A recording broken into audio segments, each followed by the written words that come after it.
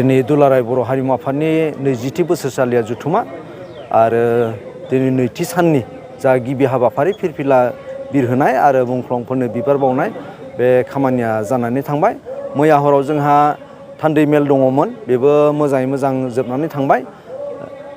दा 10 रिंगायाव जोंहा सेमिनार मोनसे दङ बैसागो फालिनायनि सायाव आरो बेबो जानानै थांगोन। बिनि उनाव जोंहा सेमिनार दंबावो, डेलिगेट सेसन दंबावो। मैयानि जा आद्रा थानाय बे डेलिगेट सेसना जागोन। बेनिफ्राय दुलाराय बर' हारिमु आफादहा गोबां खामानि मावनो दंबावो। दायो जिखिनि मावबोबाय बेनो थोजासे नङा। जे दुलाराय बर' फरायसा आफादा जा थांखिजों दानानै होदोंमोन, दुलाराय बर' हारिमु आफादखौ जे हारिमु बिथिङाव नायनो थाखाय, हारिमु बिथिंखौ जौगाहोनो थाखाय, फेहेरनो थाखाय जा बिबान, बेखौ दुलाराय बर' हारिमु आफादा मावगासिनो दङ। आरो नैबे हारिमु आफादनि जा सिमां, जा थांखि, बे जाबाय बर' हारिमुखौ बुहुमाव सिनायथि होनाय, फेहेरनाय आरो बिनि बिजों महरै जोङो इउनिभार्सिटिनि गेजेरजों जोङो फरायहोनानै जोंनि बर' डान्स एन्ड मिउजिकखौ फरायहोनानै जोङो बेखौ फेहेरनो मोनसे बेबस्था जि सिमां दङमोन बे जाफुंबाय। दासिम जोंहा 3rd बेच ओंखारखांबाय, मोजाङै मोजां आरो बेयो सोलिबाय थागोन। दा बर' हारिमु आफादा जेसेबां हायो बे जोंनि मोसानाय, थेनाय, रोजाबनाय, दामनाय देनायखौ रोखोमसे खालामनो बा जौगाहोनो थाखाय हाबाफारि लाबाय थादों।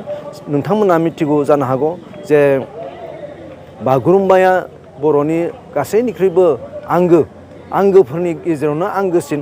दा बे बागुरुम्बाखौ जोंनि गुबुन गुबुन जिल्लाफोरा गुबुन गुबुनै जुदा जुदायै मोसायोमोन। जे क'क्राझारा गुबुन आरो उदालगुरिया गुबुन, कार्बि आंलंआ गुबुन, दक्षिण गवालपाराया गुबुन, एसे जुदा जुदायै मोसायोमोन। आरो बेखौ नायनानै मानसिफ्रा बुङोमोन, मानो जुदा जुदा? जों बेखौ रोखोमसे खालामनाय जाबाय दायो। दुलाराय बर' फरायसा आफाद, बर' थुनलाइ आफाद, दुलाराय बर' हारिमु आफाद मोनथामजों खैबा खेब जोङो वार्कशप मावबादा खुंनानै बेखौ थांनाय बोसोराव जोङो कमप्लिट रोखोमसे खालामनो हाबाय। दायो बे रोखोमसेयैनो बे दुलाराय बागुरुम्बाया बे सोलिबाय थादों। मोजां सोंथि। दायो जों नुनो मोनदों माखासे लाइमोनफ्रा बर' हारिमुनि फारसे जोबोद गोसो बोगथाबनाय दङ। नाथाय माखासे दंबावो जायफ्रा एसे बिनिफ्राय जानगाराव दङ। जे बिथांमोना जानो हागौ टाउन सहराव थानायखाय बा बेबायदि खाबु मोनैखाय एसे बर' हारिमुनि प्रति जा आंगोथि बे एसे खमायनाय दङ, खमायलांदों। जों बेखौ ओरैबायदि सानदों, जों सावरायदों जे जिहेथु मोनसे हारिनि हारिमु बा राव, बेखौ जुदि अराय फोथांना लाखिनोब्ला बे हारिनि उन्दै उन्दै गथ'फोरनिफ्राय लानानै, उन्दै जोलैफोरनिफ्राय लानानै बेखौ सर' खालामनांगोन। होमब्लानासो बियो अरायथा जागोन। बेनिखायनो बर'नि गेजेराव साफ्रोमबो बर' फिसाफ्रा बेखौ जाहाथे सोलोङो, बेखौ आंगो साननो हायो, बेनि थाखाय जोङो मोनसे मिशन जोङो लानो सानदों। आरो बेनि गेजेरजों जे साफ्रोमबो बर' फिसाफ्रा बागुरुम्बाया माबादि, बोरै मोसायो, बोरै दामो, बिनि देंखो, बिनि बुल मोनफ्रोमखौबो मिथिगोन। होमबानानो जे हारिमु बिथिंजों मोनसे जौगानाय फैनानै बर' हारिया गेरेमसा हारि दानायाव मदद जागोन होननानै जोङो सानदों। गुबुन जोंहा मोन 25 जिल्ला आफाद दङ। बिनि गेजेराव दायो दिनै 23 जिल्ला आफाद सफैनो हादों। जिल्ला मोननैया सफैनो हायाखै, जानो हागौ रांखान्थिनि हालोदनि थाखाय बिथांमोना सफैनो हायाखै। गासै 300नि एसे बारा जादों मैया डेलिगेटआ।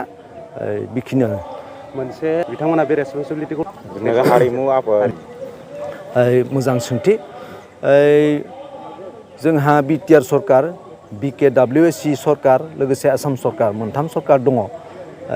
दासिम जोङो हारिमुनि खामानि मावनो थाखाय जोङो मेम'रेन्डाम गोबां खेब जों होबाय। आरो बिनिफ्राय जोंहा मा मा मावनो गोनां दङ बेफोर गासैखौबो जोङो सरकारजोंबो सावरायदों। आरो बिटिआर सरकार लोगोसे BKWSC सरकार बिथांमोना बुंदों जे जों नोंथांमोनखौ हागौमानि जों हेफाजाब खालामगोन। जे जोंहा जितु गुबुनाव जोंखौ लिंहरदों बे नेपालाव बांलादेशआव वेस्ट बेंगलाव बेफोराव मिटिं खालामहैनायनि बा वर्कशप लाहैनायनि जा खरसाफोर जागोन बेफोरखौ होगोन होननानै बिथांमोना खौरां होदों दासिम होआखै होगोन होननानै जोङो आसा खालामदों आरो बबेबा मोनसे आफादा गभर्नमेन्ट पेट्रनाइज मोनाब्ला बेबायदि थांनानै थाया खामानि मावनो हाया आरो दायोथ' बे जोंहा जेसेबां जिल्ला आफादफोर दङ बेबायदिनो जेने थेनेहै सोलिबोबाय थादों गावबा गाव पकेटनिफ्राय खरसा खालामनानै बिदि सोलिदों बांसिन गभर्नमेन्टनिफ्राय जाखिनि मोननो गोनां मोननांगौ बेखौ मोननो हाथ'वाखै जों माने थाल्लायै आसा खालामदों बिथांमोना जोंखौ गासै बिथिंनिफ्राय सहाय खालामगोन होननानै